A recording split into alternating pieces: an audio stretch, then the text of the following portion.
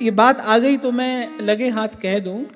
मैंने शायद कुछ दिन पहले भी आपसे कहा था, देखो भाई धीरे धीरे होने क्या लगा है। अब पहले कुछ दीक्षा निवेदन पत्र आते थे, फिर बहुत सारे आने लगे, अब तो बहुत ही आने लगे हैं।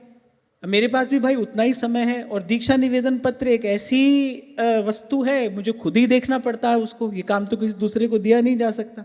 अब की बार भी कुछ हजार की संख्या में दीक्षा निवेदन पत्र आए हैं।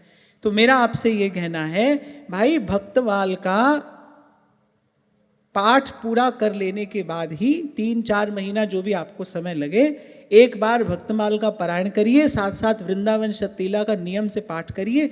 इसको करने के बाद ही आप दीक्षा का निवेदन पत्र भरिए। कोई कहीं से भी आया है, कुछ भी कर रहा है, पर पहला कार्य तो यही है, उसको यही करना ही है। तो इसको किए बिना आप दीक्षा का आवेदन मत करिए। आपका भी समय खराब होगा, हमारा भी समय इसमें खराब होता है। अब कुछ लोग ये कहते हैं कि भाई आपने भक्तमाल पढ़ने को कहा था, नहीं पढ़ पाए, अब क्या करें?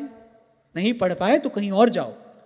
आज ही सुबह की बात है, मैं ऐसे सब दीक्षा निवेदन पत्र पढ़ रहा था, तो बहुत सारे निवेदन पत्र थे। तो मैंने कहा भाई धीरे धीरे करके सबका निस्तार करेंगे।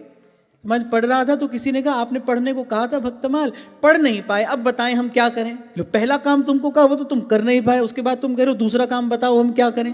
अरे ऐसा करके अपना समय भी खराब मत करो और हमारा समय भी खराब मत करो। इतना काम भी नहीं कर सकते तो कहीं और जाओ जहां पर इस प्रकार की उच्छृंखलता की पूरी छूट मिलती हो। हमारे यहां पर इसके अलावा कोई दूसरा प्रावधान नहीं है।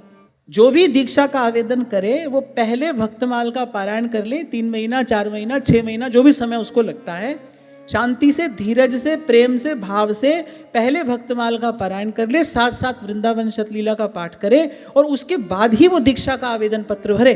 जो इतना भी नहीं कर सकता है उसके लिए भाई हमारे पास कोई काम नहीं है, और उसका काम हमसे बनने वाला नहीं।